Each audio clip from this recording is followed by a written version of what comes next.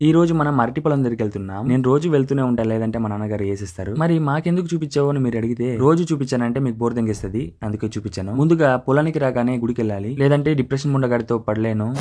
వాడమ్మ ఎందుకు వస్తాడో, ఎందుకు పోతాడో, ఎలా వేస్తాడో ఏం అర్థం కాదు, మొత్తానికి వేసిస్తాడు. ఇలానే ప్రతిరోజు గడుస్తూ ఉంటది, మన లైఫ్ గుడుస్తూ ఉంటది.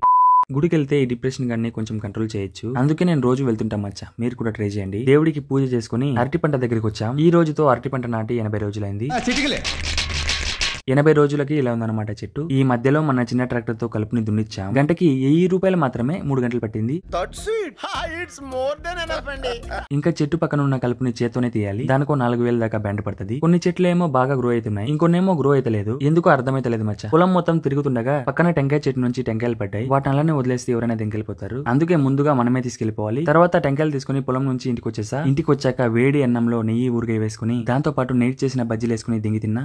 పచ్చిమిరపకాయ బజ్జీలో ఉల్లిపాయలు, కొత్తిమీర, నిమ్మకాయ పిండుకుని తింటే చాలా మంచి రుచి వస్తుంది. ఈ వీడియోకి ఇంతే, నేను ఎంగేస్తా. బాయ్.